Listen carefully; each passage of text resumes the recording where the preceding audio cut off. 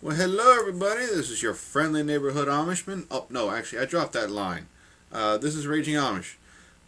One of my subscribers actually, he said he felt it was kind of corny, and I really agreed with him. So I dropped it. I like it better by just saying this is Raging Amish and hello. So that's going to stay. Um, I need a break from the reviews, which is why I'm doing a commentary. I've done 5 reviews now, and my brain's starting to get a little burnt out from the constant writing and editing, so I'm just doing a commentary for once. And I just wanted to say hello to my many newcomers. I have around 800 of you now. 800 newcomers, and welcome. I hope you enjoy these videos. I enjoy making these videos. I try and have as much fun as I possibly can when I make my reviews. And I figure if I have fun making it, that means you guys will have fun watching it. That's really my goal. And I just wanted to say thanks to Tryhard Ninja. I know you're out there somewhere. Tryhard, I love you, and I hope that you will go along with the plan I have for the AK-74 review. I've got a little cameo plan for Tryhard as a formal thank you plan for the AK-74 review. And speaking of said review, one of the things I wanted to say is that a lot of people assumed I pushed it off to save it till the end, and that's really not the case. I do like going in the order that the guns are in, like the menu in game, because it just makes sense. But I pushed it off not because I wanted to save it for last, not because I have some ultimate thing for it planned. It's because patch 1.06 is going to come out soon, and the AK-74 is definitely at least getting a slight tweak. The grip is going to be nerfed. I think it means that it's going to be reduced from plus 200 to the center speed to plus 100, because they're saying the grip is going to receive a reduction, and the only way that's possible is if because they said they're not reducing the center speed, but they are reducing the grip. So I think it means the grip will give you a center speed of 1700, not 1800. But anyway, I want to get a look at that patch before I do a review. And yeah, that's why it's been pushed off. And as you can see, we are watching the Uzi review. I've got this playing. I'm actually watching it as I'm talking to you. And one of the things I realized is, after reading the comments, how did I miss making a bit about the ACOG and a rapid fire? How did that not click? The ultimate combination from hell of recoil. Just, not only do you lower the center speed, but you also up the fire rate so it climbs even more. I should have pointed that at a wall just to see what it looked like. It would probably just look, I don't even want to imagine it. It would just be ridiculous. And one of the things I realized with this review, though, is that I think I must have axed it out, like, in the script, because the script was running long or something. But I never said what I would do to fix the Uzi. And I don't like to just criticize. I also like to propose solutions. And if it were up to me to fix the Uzi, because it has such a high recoil profile and high fire rate, I would say up the center speed to 1800. That would probably do it. And it's a shame, because one of the things I noticed a lot of guys in the comments saying was that when you compare it to what it was in Call of Duty 4, it's not too far off. It's just that, like, compared to what we had in Call of Duty 4, guns just have a lot less recoil. They're catered more to a user-friendly type style, if that makes sense. I'm not saying that's wrong. I actually think that was the proper way to go, to make the game appeal to more people. But the Uzi didn't quite receive the same ease of use transition that everything else received. So it just was a sad victim. Because I loved the mini Uzi in Modern Warfare 2. And it died in this game. And I'm hoping it does get patched. And something else somebody mentioned, I got the stats wrong on the recoil profile. Shame on me. Somebody pointed out that I said it was 70 to the sides when it's really 75 to the sides. That's the second time now that I've misread stuff from Den Kearson's website. There's no excuse for that. That's pretty sad. And I'm actually planning a 10 mistake or 10 top screw-ups, like, a top 10 list, where I go in and everything that I've done with my reviews, the top 10 mistakes that I've made, the top 10 complaints that I get, and I will address them, because I make mistakes. I keep track of the mistakes. I read your comments. Trust me, I do.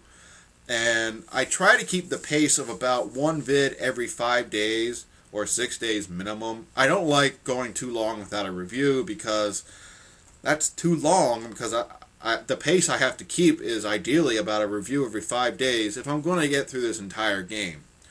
And that also is a good pace without driving me insane. The big thing is that a lot of people are like happy when I take only 3 days between reviews, and it's not out of question. I will try to keep the reviews as quickly as I can, but without forcing it. I want to do the reviews, but keep them up to standard. Big thing I want to say to a lot of people who are like, please put out more quicker. I can't do that because a big part of these reviews is the amount of effort and time I put into them, and they need it. Otherwise, they don't stand out. Otherwise, you guys will be like, hey, this isn't how the last video was. Your standards are dropping. I don't want that to happen. But anyway, bottom line, I'm going to keep making mistakes. They're going to be small. They might be big. And I always acknowledge them. I will always address them in comments, or normally address them in the comments section. And at some point, I will do a top 10 mistake, screw-up type video. And it'll be in the style of these reviews. It'll basically be me going back and going, what the heck was I thinking? Oh, well. But then, one question. I'm looking at making a couple changes to the videos in the future. One was clarifying what the ad time is. Now, just to make this clear, the ad time is when during the animation does the magazine physically enter the gun. And that is when, like, you will see your ammo count go from whatever it was to a full magazine. And you can do a sprint cancel after that. And what that means is that, like, you sprint after that, and no matter what happens, the gun still has the magazine in there. You used to be able to double tap Y, but thanks to modded controllers, that got killed.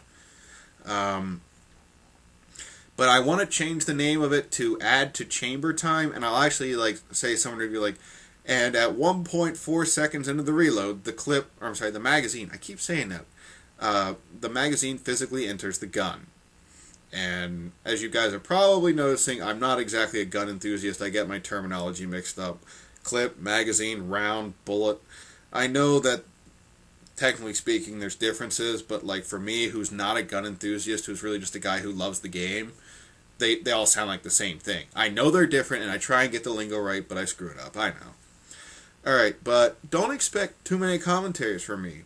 I want to keep churning out the reviews. I feel like that's why you guys come to this channel, and that's what I should keep making.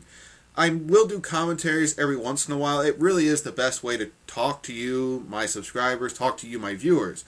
But I try and avoid doing commentaries because they're really just not my thing. When I listen to myself do commentaries, I get bored. And I feel like if I'm getting bored, you guys will get bored too.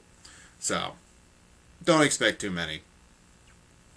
And another thing is that if you guys are new, the further back you go, the more raw you're going to see the videos get.